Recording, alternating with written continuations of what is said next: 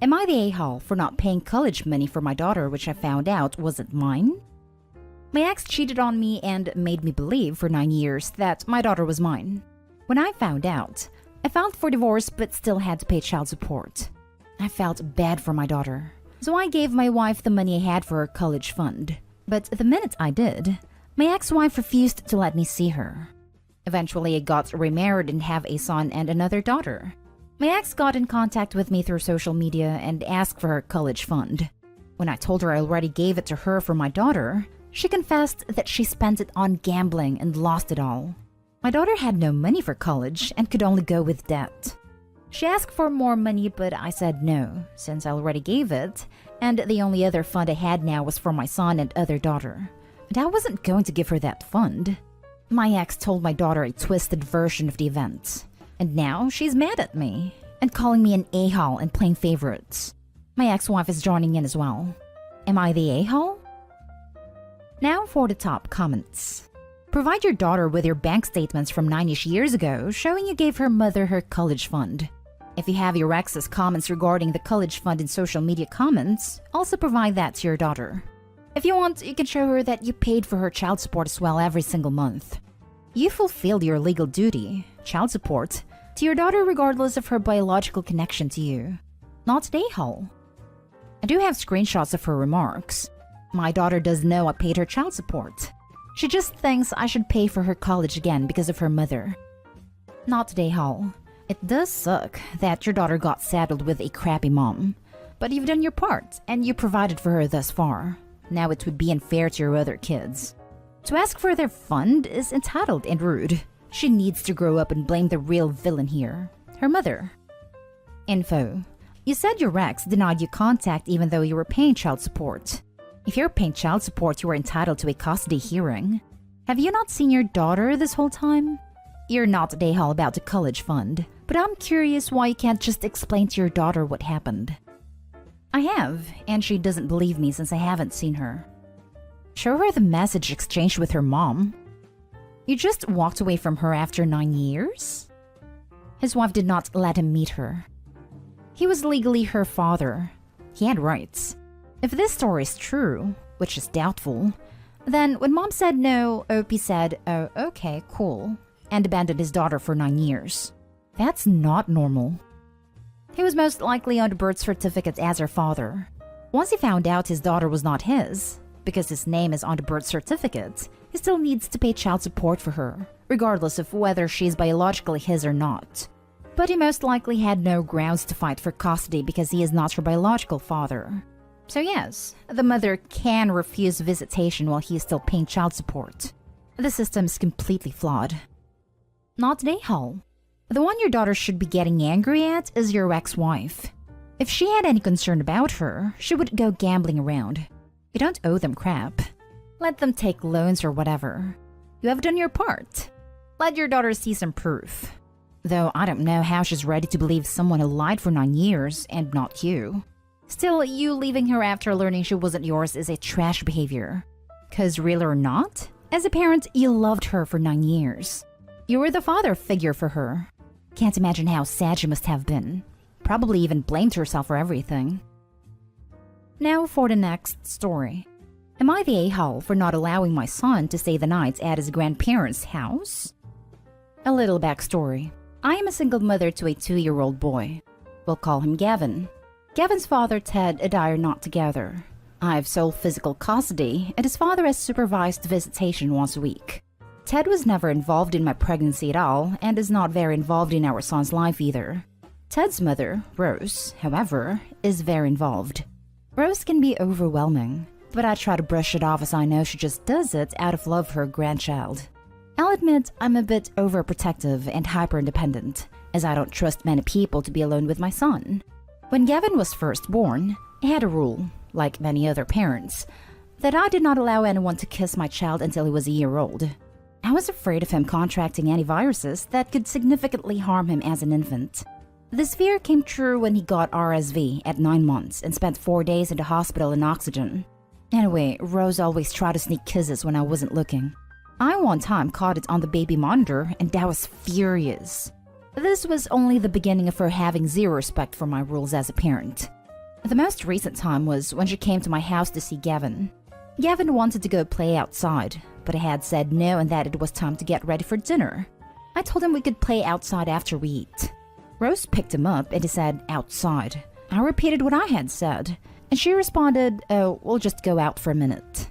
I asked her to not do that because, knowing how my son is, I knew that he would inevitably be more upset when they came back in, and he wouldn't want to eat his dinner. Rose started to walk toward the door with Gavin, and I said, loudly and firmly, Rose, I said no. She continued to take him outside for a couple minutes and came back in. And what happened at dinner? He screamed about going outside and wouldn't eat. I was annoyed that she had not only undermined my parental authority, and showed my son that what mom says doesn't matter. She begs me to let him stay the night at her house, 1 hour away. I don't trust that she would follow my rules for him, and I'm truly not comfortable with him being an hour away from me overnight. She says it's time, and I say it's time when I say it's time. It's not that I don't like her, it's that I don't trust her. So am I the a-hole? Now for the comments. Not the a-hole. I'd go a lot farther and actively ban her from spending time with your son until she respects your parenting decisions. Even if you depend on her for babysitting. It's only going to get worse if you let it slide now. Also, I would be a lot more transparent about why you don't want him to spend the night. It's time for me to take him overnight. I'm sorry, but it will be time for you to take him overnight when you can respect me as a parent and accept my decisions. Until I am fully convinced I can trust you to uphold my rules and not undermine my authority, you will not be spending that much time with him. Or just no. Especially after consulting a lawyer about the visitation order, making sure Mama has full legal control over the issue, including with grandparents. And I wouldn't let her have even 1 hour with him alone at this point. Find a different babysitter, etc. So the woman that raised the guy that is not in your son's life and has supervised visitation and does not listen to or support your parenting decisions want to have your kid for overnight visits. Yeah, not today, Hall. I'm surprised you still allow visits at all. Not today, Hall. Her undermining your parenting that directly, in my opinion, means low contact or no contact. She is outright not listening to you, and any boundaries you set that even concern your child's health. She outright didn't listen to you when you were right there. Imagine being at her place an hour away from you. She isn't Gavin's parent. You are. And obviously understand Gavin better than she does. I wouldn't trust her. And I would reiterate that you don't appreciate her walking all over your boundaries as Gavin's mother, and therefore she will have limited contact with Gavin. If she doesn't like it, then she needs to start listening to you. But honestly, I highly doubt that, and she may become petty. Good luck, Opie. Next story. Am I the a-hole for telling my father to stop telling my niece to call him daddy? My sister had her baby a few months ago. It's been a bit tiring as normally because she's basically a newborn. My niece's father isn't exactly the best one, nor he has been that nice to my sister about everything, but he's still her father. My family, including me, don't really like him. However, my siblings and I hope that he will step up for the sake of his own daughter and my sister. Besides, we know it's not our place to decide anything for that matter. Our family lives under the same roof. My parents think differently. They want him completely out of the picture and basically hate him. They're rude towards him and will constantly belittle him. My father is an extremely impulsive and jealous person. I would even say he has anger issues. Because he doesn't like this man, he has taken every opportunity he has to rub it in my sister's face that he hasn't exactly done too much for his daughter. I constantly try to deter the conversation to avoid getting my sister upset, as she's breastfeeding and is very much tired. Ever since my niece was born, he would constantly tell her to call him daddy. We know she's still too young, but if this is the case now, I can't imagine how much worse it'll get when she starts babbling and talking. Every time he talks to her, he refers to himself as daddy, and it's annoying. My sister hates it and has told him, but he refuses to listen. Well, today he did the same thing, and repeated it so many times that I snapped and told him that he should stop, and that he is her grandfather, not her dad. Not daddy, just grandfather. He got mad and told us that he doesn't see any other father present, and that he deserves the title much more than that piece of turd of a man. I told him to stop, and he just walked away angry and telling us off. My mother didn't say anything and hasn't corrected him ever, but told us to stop being so rude. So, am I the a-hole? Not the a-hole. Ew. It's gross to want to be daddy when your daughter is mommy. Blah. Boundaries are needed ASAP. Good for you. I also thought it was extremely weird. I think it might also be some type of power move on his behalf to assert his control over everyone at the house. Dad, if the baby starts calling you daddy, strangers are going to think that you impregnated your daughter. Is that what you want? For everyone to think you're some deviant? Then, if he continues to do it, I'd make exaggerated gagging noises each time. Make it super uncomfortable for him. Not today, Hall. It is extremely weird and potentially harming to your niece. Imagine her actually growing up calling your sister mommy and your father daddy, and then having to reverse everything when she's older. It's weird. Not today, Hall. Maybe you and your sister need to look for a place to live that doesn't involve living with your parents. Speaking of, does your sister know her dad is doing this? We've talked about it, and we hope that it can be done soon enough. We're still deep in debt for our universities. Unfortunately, there are no student loans where I live. Last story is titled, Am I the a-hole for saying I won't recommend my nephew's mom for a job? So long story short, when I, 28 female, was in high school, I was tormented by this girl Amy, 28 female. Amy treated me like crap in freshman year, to the point she was kicked out of school. It didn't help because we were on the same softball and basketball team. And she treated me like crap there too, until I quit because I couldn't deal and they wouldn't kick her off the team. She then followed me into my teaching extracurricular, which ruined that for me too. It didn't truly end until I had nothing left. Fast forward to 2015, and my brother announces he had a one-night stand and was expecting a baby. And who was the mother in question? Amy. My brother apologized so many times to me, and eventually I forgave him, but it did affect our relationship. He brought her of all people back into my life. She acted like nothing had happened at first, and then when she was telling us all about wanting us super involved, she started cracking jokes about this girl she knew in high school, who was so weird and geeky and tried to get in on the sports stuff when she had no place in it. That was me. I was the girl she was cracking jokes about. She was called out on it, and she acted like she didn't remember me, but no apology was ever made. And now she lost her job because of a bad breakup. Ended up staying at my parents' house for a while before going to a friend of hers' place. And she's been rejected from several jobs. She has a pending application where I work, and she asked me to put in a good word for her so she can get it.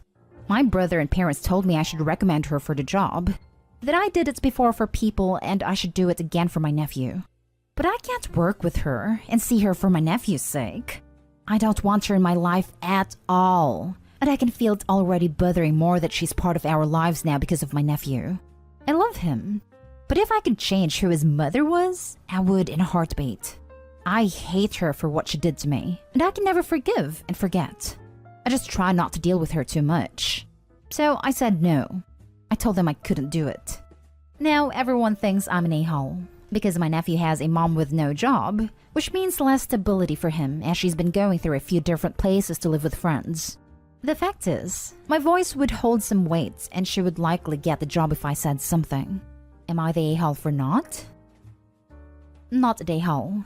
She's never stopped being toxic, and you aren't obligated to help her ruin your work environment.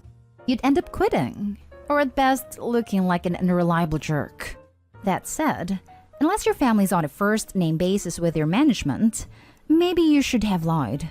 Or at least dissembled like, I'll do what I can. But they're looking for certain qualifications, so she shouldn't bank on it. Think about how you will look to the company after recommending someone and then having to put a harassment claim against them. Not an a-hole. 100% this. You don't need to risk your own professional reputation for someone that has displayed their own inability throughout multiple years and on multiple occasions to behave civilly. Edit. Obviously not the LOP. Your nephew's mother is having employment issues because she is irresponsible. This is a mess 100% of her own making. Yes, it would be easy on everyone else if you gave her a recommendation, but it creates other problems that only you have to deal with. First, you have to work with a toxic colleague. Second, when she messes up this job, you will look bad for having given her a recommendation. Your brother and parents have no right to put this on you. Tell them to get her a job and leave you out of it. Not an a-hole. When she messes up this job, you will look bad for having given her a recommendation. Ding ding ding! This right here. Opie, you said your voice would hold some weight. How do you think that would change if your nephew's mother messed up at this job? It doesn't seem like she ever stopped being a toxic person, so her messing up at some point seems rather likely. I wouldn't get involved if I were you. About your family, maybe act like you put in a good word for her but don't actually do it? Just an idea. I think in this situation it would be okay to lie in order to keep the peace. But your family are a-holes for trying to guilt you into doing something you don't want to do, especially as it's something that would make you uncomfortable on a daily basis. Working with your former tormentor sounds like a nightmare, and you might face negative consequences at some point. Not a a-hole. You would be inviting your tormentor in your space. She has hurt you badly, and does not have the right to ask this from you. If they really want to, everyone else can help out, but you are in the clear. She didn't even apologize. What do they say? You reap what you sow?